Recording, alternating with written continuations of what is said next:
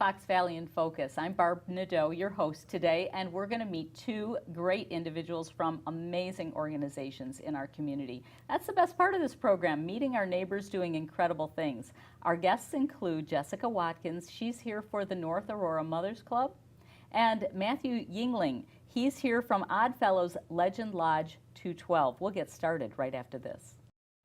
Their support changed my life. They were like family. My voice is now heard. A home for every animal. My future is bright because they cared. This is our home now. Thank you to the 1,200 nonprofits that serve Cass and Clay counties every day.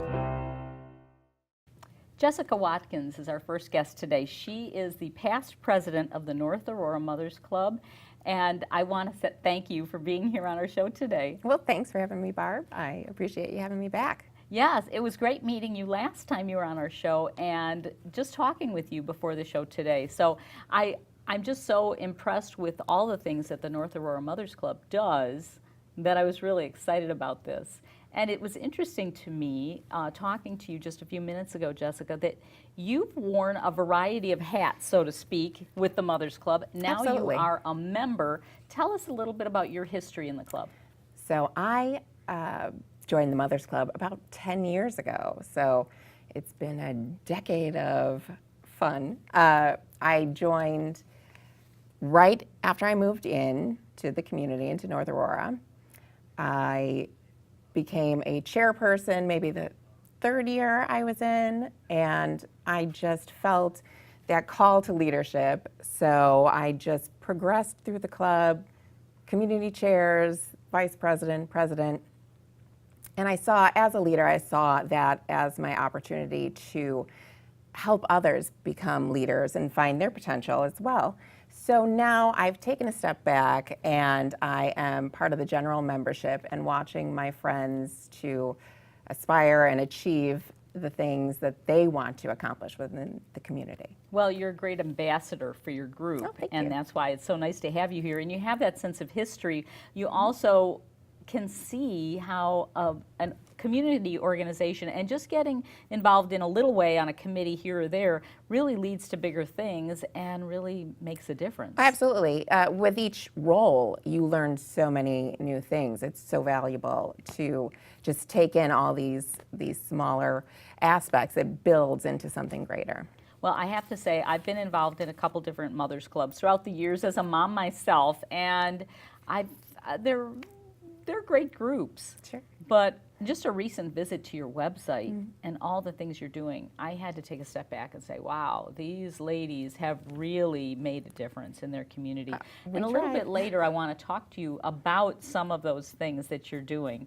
But first, I want to ask you about one of the big events that kind of ends up the summer at the, it's right before fall, your parade, and that's been one of your major focuses because you're giving back. Yeah, absolutely. So our parade began many years ago in a smaller form. About 8 years ago, we decided we wanted to include the entire community in the parade. So we began the North Aurora Community Parade, and it is something that we can do to give back to the community we love so well. Historically, it's been held in June. We decided to change the date this year. It's always been difficult to, with it being in June after school ends, it's been hard to have the schools involved. So we love our West Aurora High School band. We wanted them, so we up and changed the date to September so we can include more schools, more children, more families, hopefully. Usually a parade is part of a bigger event. It's part of a festival, or it's 4th of July, or Right. it's some reason. It's a homecoming parade or something like that. Right. But yours is a standalone parade. That's unique It all is. by itself. It is. We would love to incorporate our parade with something, a festival like North Aurora Days, but we're so very involved in North Aurora Days, and we need all hands on deck there. We also need all hands on deck for the parade. It's hard to have that kind of involvement.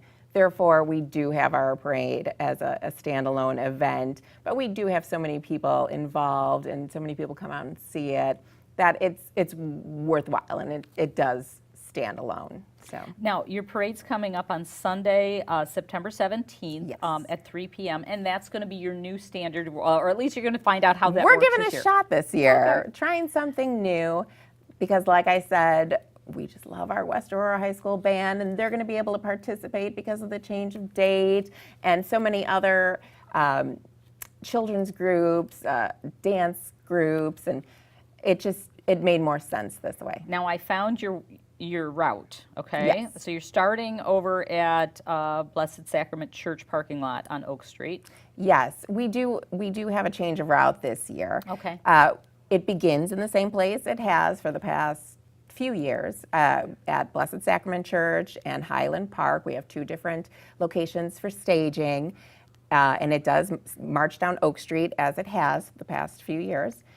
But there has been a change within the residential route. area. Okay, so it's good to get on your website Absolutely. then to see the parade route.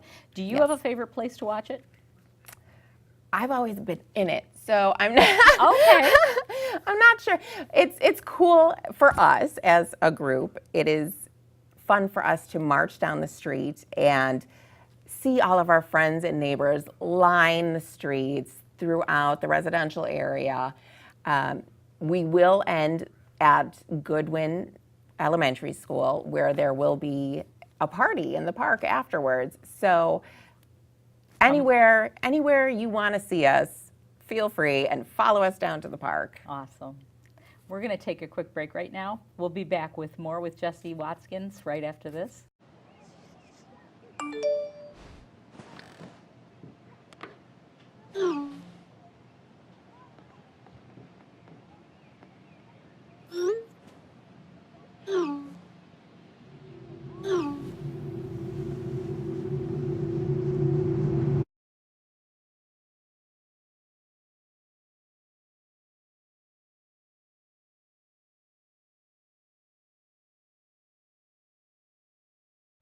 Their support changed my life.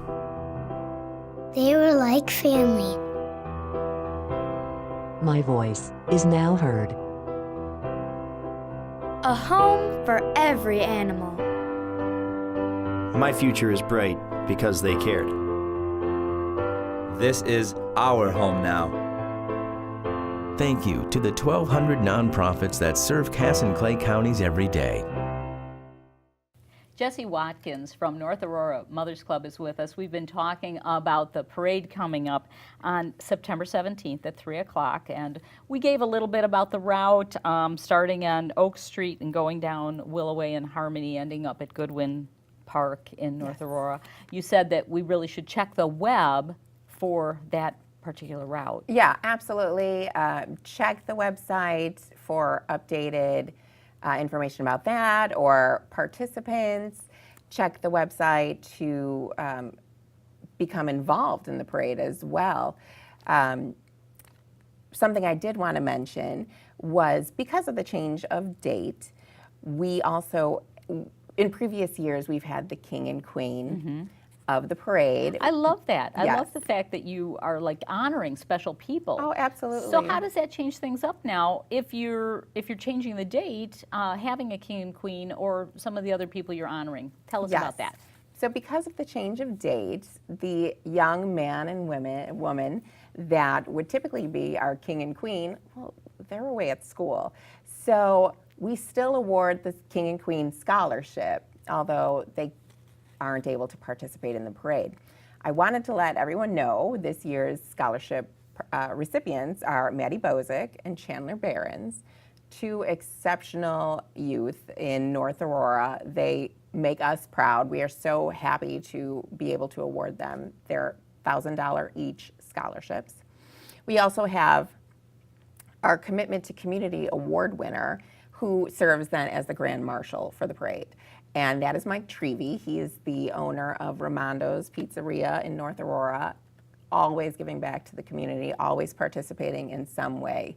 We are very happy to have him as our Grand Marshal this year. That's wonderful. It really is. And like you said earlier, your focus is leadership, and Yes. bringing other people up and recognizing them for leadership is what it's all about. Oh, absolutely, absolutely. The fact that we have people come to us looking for social development, really. Most of us are mothers, although that's not stipulated in the rules. You don't need a mother to be, you don't need to be a mother to be part of the North Aurora Mothers Club. Most of us are. And we need that outreach, that social outreach. But in doing that, we like to take our participants, our members in, and foster their growth in other ways, in leadership roles.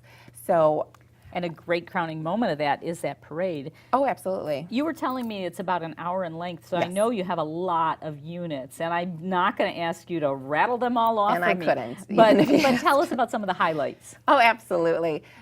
The number one highlight is that you get to see your friends and family participate.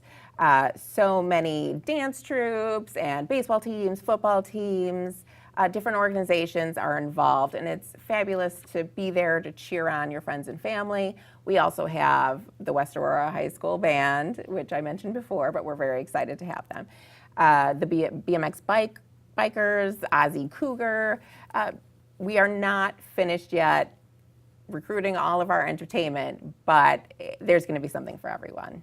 And you don't stop. I mean, what I've learned about your group is that you just take a deep breath and go on, because after that, you've got events coming up towards the holidays and then into the new year. We always are doing something in the community. Around Christmas time, we have our Operation Christmas program, which every year we help on average 40 families to have a Christmas that they otherwise wouldn't have without our help in facilitating between them and sponsors. We provide gifts and meals for the family at Christmas time. Beyond that, we have one of our two major fundraising events, which is our Winter Gala, which is typically in February, but we might be shaking things up a little bit. Stay tuned for that. We do our book drive. This year, we handed out books to nearly every North Aurora grade school student. We then participate in North Aurora Days. That's our second fundraising event of the year. You find us in the beer tent, and we help to sponsor bands at North Aurora Days. So we're always doing something. It's our heart, it's our mission to participate in the community, give back to the community, and help the children and families of our community. And I think I may have mentioned this before, but one of the things that really impressed me was your well-developed grant program, and that you are able to give so much back. Yes. That is really something that is unique and special. Some of the things that other groups want to do, you're able to do. And you know, it's just a recipe for success. So tell us a little bit more about where and when you meet. Sure. And becoming a member. We meet the first Tuesday of each month at 7:30 in the Clock Tower Plaza, the First State Bank there in the basement. There's community room there. Please visit our website for information on that. Again, that's namothersclub.org. So 20 years strong. This year alone, through our grant program, we have been able to disperse $20,000 just this year alone to, I believe all of the North Aurora grade schools, suicide prevention services, different youth groups, organizations. That was just this year alone. Throughout our 20 years, we have dispersed nearly $400,000. It's an absolutely incredible story. And as she said, stay tuned, because we're going to have North Aurora Mothers Club on again. Jessie, thank you so much for being here on our show. Thank you for having me. I appreciate it. It's absolutely wonderful. And take a quick break. We will be back right after this. Their support changed my life. They were like family. My voice is now heard. A home for every animal. My future is bright because they cared. This is our home now. Thank you to the 1,200 nonprofits that serve Cass and Clay counties every day.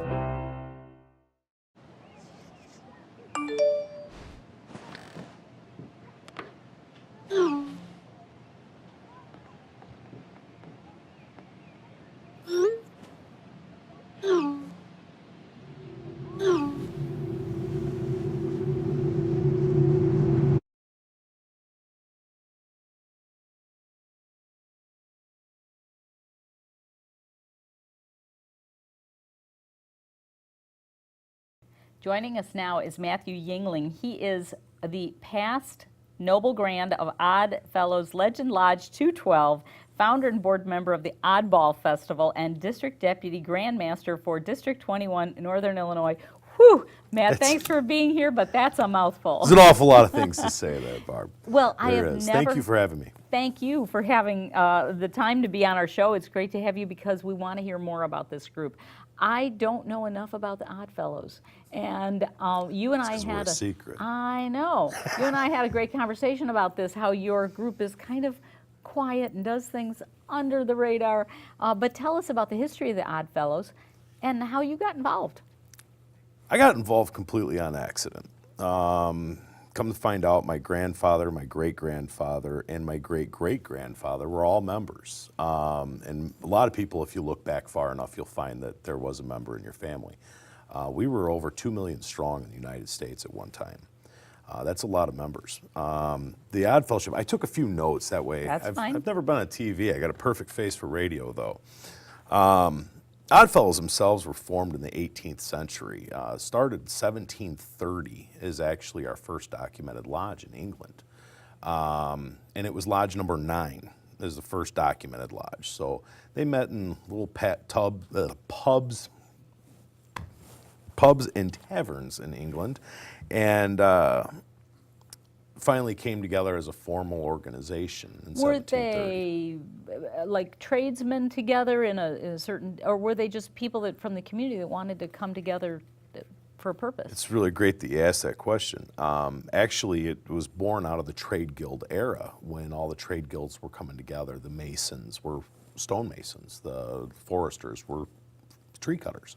The Odd Fellows was kind of odd because they were not an actual trade, and everybody wasn't the same. Everybody was a little bit different, so they encompassed everyone and were able to bring everyone together on the same plane and do the same thing.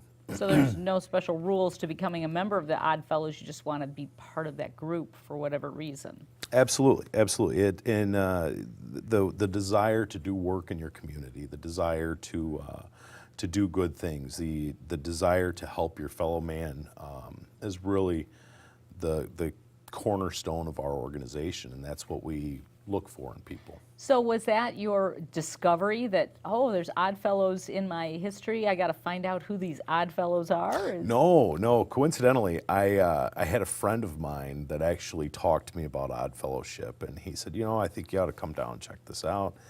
I'm a member, and I'm like, you're a member of an organization? I didn't even know. I've known this guy for 12 years. So I went down and I got involved in it. I didn't find out I had family members that were members of the order until well after. So what is it about the Odd Fellows? What is their main mission, like here locally with your Lodge 212, that was the spark that said, okay, I want to be part of this group? Well, the work that we do with the DARE program, DARE program is a wonderful program, Drug and Alcohol Abuse Resistance Education. Wonderful program that they put on for kids, and we're a big sponsor of that. We also do a lot of work with the food pantries, the homeless shelters in the area. And that's something that one person, you open up your wallet, one person can't make a huge difference, but 10 people can make the world of difference. And that to me was very important. That's kind of interesting that you mentioned that, because as soon as you said the DARE program, I can see the back of my kids' T-shirts, and we take it, okay, they sponsored the shirt. But then, again, you're under the radar. So tell me a little bit about what a typical meeting's like. For how often do you meet? Where do you meet? Well, we meet on the first and third Mondays of every month at our lodge in Plano on the corner of Rock and Hugh Street. We get down there right around 6:30. We normally have dinner. We find that you have more fluid conversation in a lodge meeting if you've broken bread with the other members, and have a little dinner, and then we go up. Our lodge meetings consist of your normal business. You're on the city council. You understand how the Robert's Rule of Order works. It's the same way we go through, and new business, old business, unfinished business. But a lot of our business is more, what can we do next? Philanthropic, there's a cause. Exactly. And so community members or lodge members can come and say there's something they're seeing in the community that maybe is a need that you didn't recognize before. Absolutely, and not just in the community that our lodge is in, but the community that our members are in. That's something that we really have to take into account. Our membership comes not only from Plano, but Plano, Sandwich. I'm from Sandwich myself. Earlville, Leland, we have members all over the place, Aurora, Oswego, Yorkville. So we have to look out and branch out. Our scholarship programs, we're giving away scholarships all over Northern Illinois. And I want to take a moment to say that we can find out more on the web at Oddfellows LL for Legend Lodge 212.org. And you also have a special website for your Oddball Fall Fest. And I Yes. want to talk to you about that right after this. Don't go away. Their support changed my life.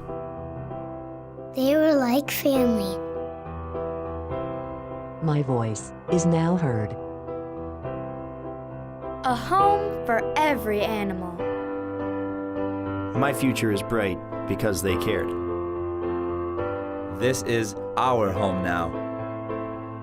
Thank you to the 1,200 nonprofits that serve Cass and Clay counties every day.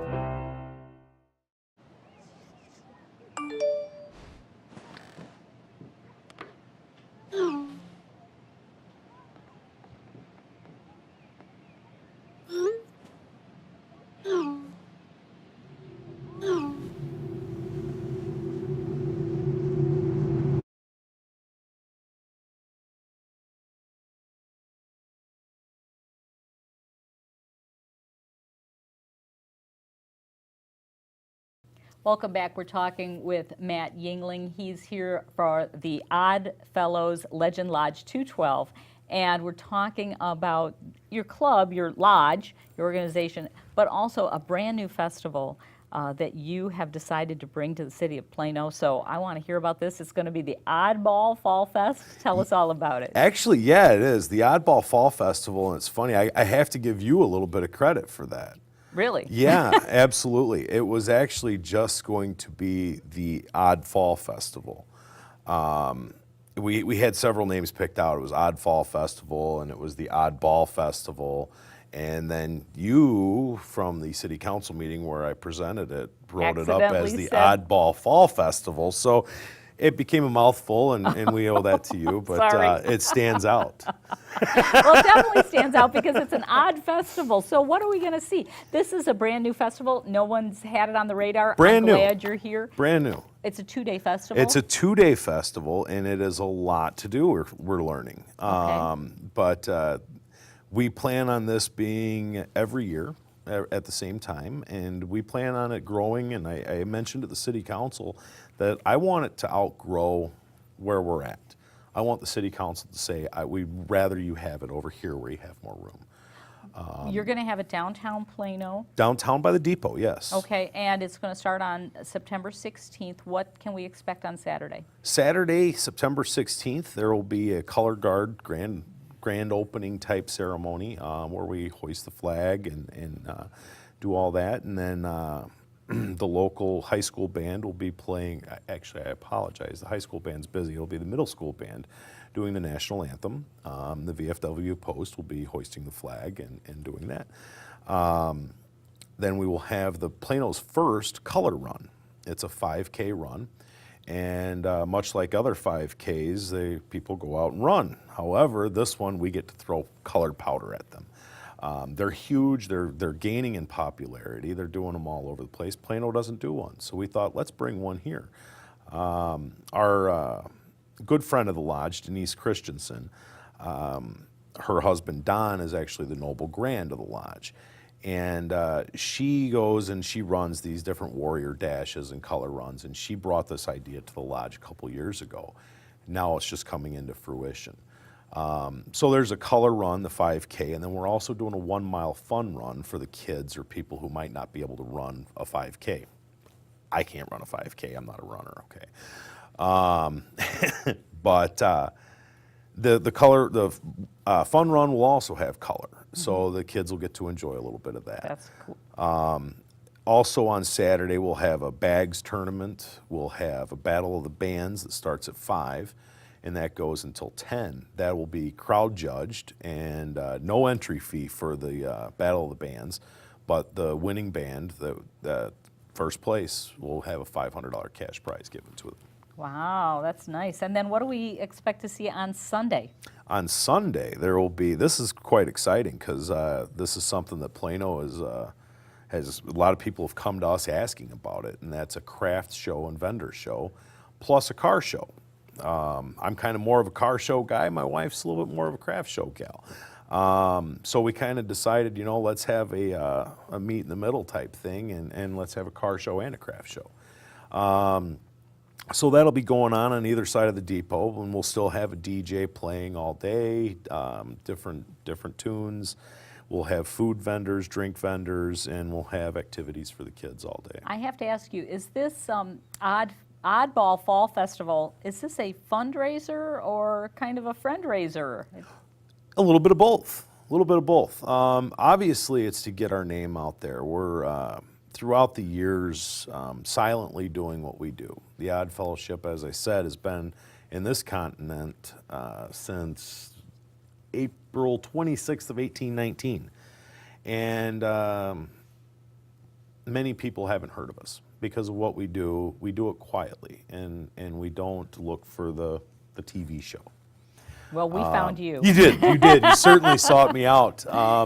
And that's great. That's absolutely great. But what we need is we need to be seen a little bit more so people know, so people can come and help us help others. And that's really what it is. And that's what this Oddball Fall Festival is. We're hoping that this will generate the revenue stream that we need to be able to give away. As a lodge, we don't keep anything. We don't. Every month we're going, okay, we got to sell T-shirts to our members so we can pay the electric bill because we give everything away.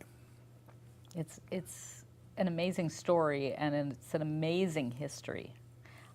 Again, you're on the web, you're on Facebook. We are on Facebook. You've got 2 websites and a Facebook, oddballfallfest.org for the details on that, and that's going to be just a lot of fun. I think you've come up with some great events that, like you said, are not necessarily things that people would expect in the city of Plano. It's great to have new events coming into the city, and I think it's going to be well received. And then to find out about your lodge, I think if you just start typing in Oddfellows, it's going to come up. It will come up, and or you can just come down to a lodge meeting. You're always welcome. That's good to know. Anybody's welcome to come down. We're always interested in meeting new people. But yeah, this festival is the culmination of years of work. And we look forward to it going on for a long time. And actually, starting next year, we're going to start having public meetings to bring in the public. And these are going to be committee meetings for Fall Festival to get some input from the community on what they'd like to see next year. It's a fantastic story. We can't wait to see it happen and wait to see what happens next. Matt, thanks for being on our show. Thank you very much. Really great to have you. And that will do it for this edition of Fox Valley in Focus. For Fox Valley Television, I'm Barb Nadeau.